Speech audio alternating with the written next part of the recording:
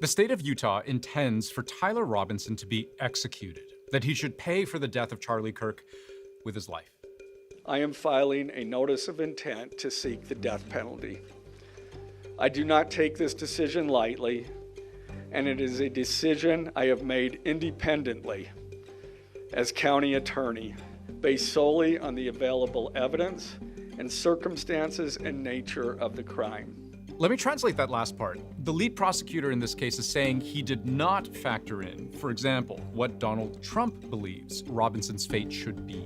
I hope he was going to be found guilty, I would imagine, and I hope he gets the death penalty.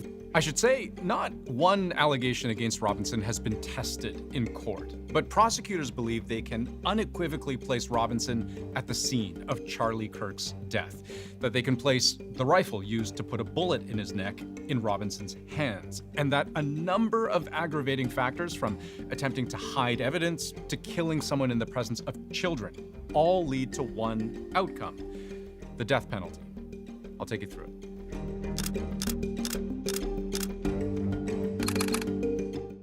In all, Tyler Robinson is facing 7 charges. The first, and the one with the harshest penalty, is the charge of aggravated murder. So let's start with the killing itself. At the moment of the shot, a UVU police officer was watching the crowd from an elevated vantage point. As soon as he heard the shot, he began to scan the area for threats. According to court documents, it was the sound of the gun firing that immediately made police think 2 things. 1, that's the sound of a rifle. So 2, this might be the work of a sniper.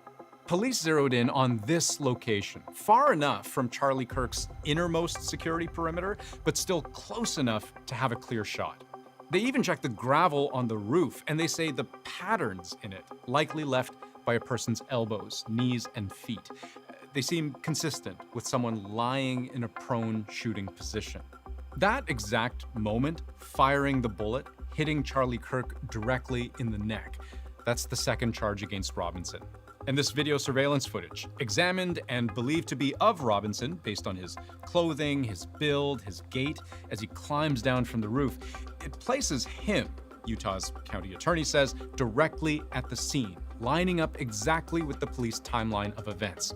And when they found the suspected murder weapon, the rifle, in a wooded area which happens to be in the same direction from campus as the person in that video footage ran, they checked the gun for DNA.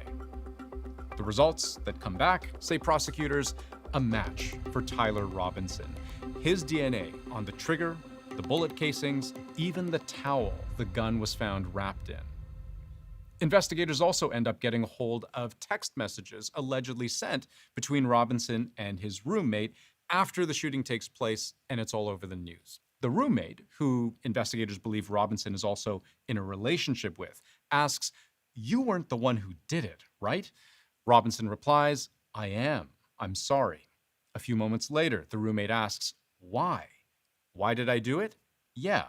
To which Robinson answers, "I had enough of his hatred," referring to Charlie Kirk. Some hate can't be negotiated out.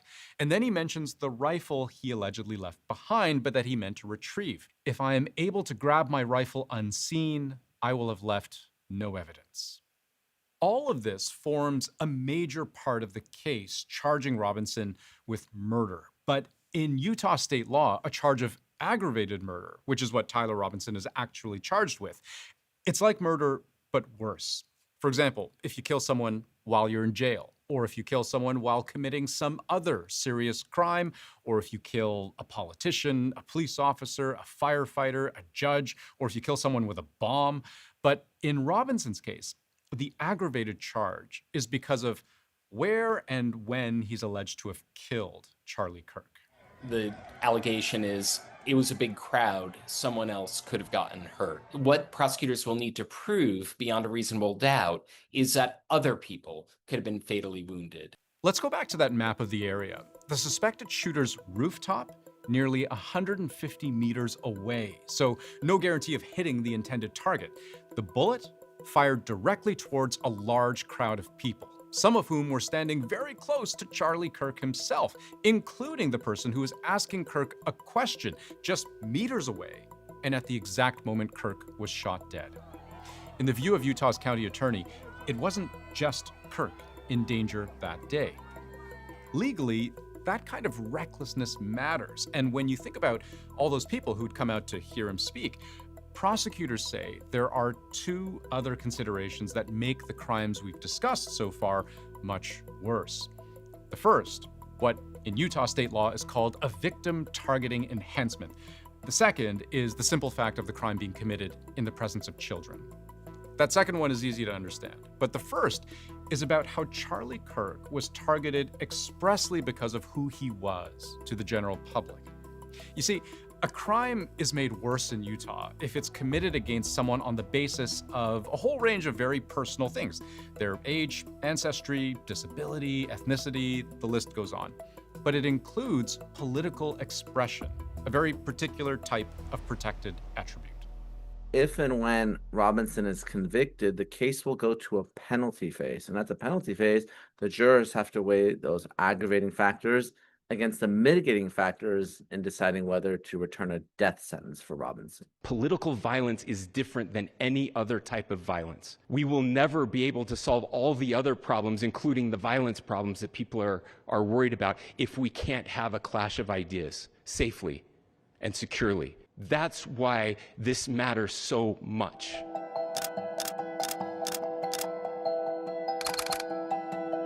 The third and fourth counts against Tyler Robinson have to do with how he's alleged to have covered his tracks. That bolt-action rifle police found in the woods, the simple act of hiding it is itself illegal. Same goes for Robinson's clothes, which he's alleged to have tried to get rid of. Those things stack on top of the charges related to the shooting itself. And in those text messages between Robinson and his roommate, court documents show many references to the hidden rifle throughout. I had planned to grab my rifle from the drop point shortly after, but most of that side of town got locked down. If I'm able to grab my rifle unseen, I will have left no evidence. I can get close to it, but there's a squad car parked right by it. I'm worried what my old man would do if I didn't bring back Grandpa's rifle. I don't even know if it had a serial number, but it wouldn't trace to me. I might have to abandon it and hope they don't find prints. How the F will I explain losing it to my old man? Only thing I left was the rifle wrapped in a towel. It's not uncommon for prosecutors to be alleging every single fact and making every charge they think might possibly stick in a capital case. I mean, obviously, their ultimate goal is to demonstrate that this defendant is particularly death worthy. That's the goal, to convince this jury that he is someone who deserves a death sentence. And by stacking all of these charges, they are making the case that he's the kind of person that deserves to be sentenced to death.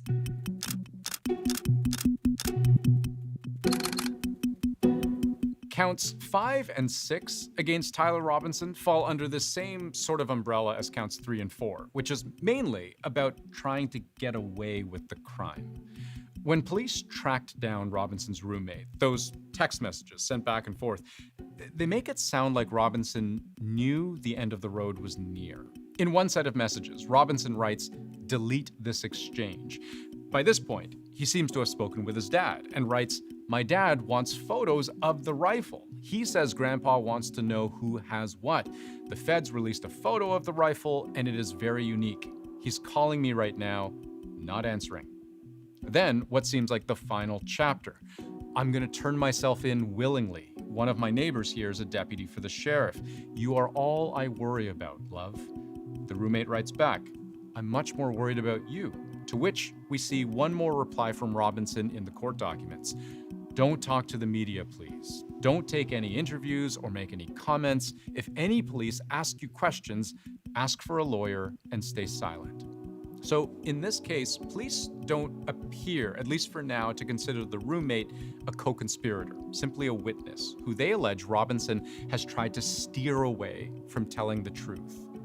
And the final charge, the 7th, repeats what the prosecution believes is an aggravating factor for the first two charges, namely that what Robinson did was commit a violent offense in the presence of a child, a fully separate charge. As prosecutors, we bear the burden to prove guilt beyond a reasonable doubt. But make no mistake, we welcome this burden. The prosecution is probably feeling pretty confident that they're going to get a guilty verdict. What they're trying to do is try to put him to death. And that's a little bit more difficult. You have to get 12 out of 12 jurors who are willing to sentence someone who has no criminal history, who's a young man who turned himself in. It's not easy. I'm not saying they can't get there, but that's the prosecution's focus in this case. I think if they don't get the death penalty, they would consider that a defeat here. So that's the case, as laid out by the prosecution, which brings us back to the original question. Why seek the death penalty? The prosecution is going for the death penalty because this was a pretty brazen assassination. To shoot a political figure, a commentator, while he's talking at a university in front of thousands of people, it's a pretty heinous act of violence. So this is about sending a message.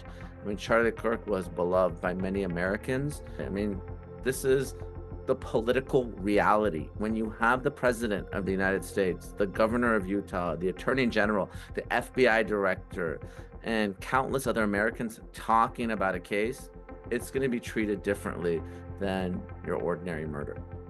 It goes without saying, Americans on the political right and left are watching this case very closely because no matter how it goes, no matter what the jury decides in this case, an example is being made of Tyler Robinson for the death of Charlie Kirk. And where the death penalty is concerned, it will either be a show of leniency or accountability in the most extreme way possible.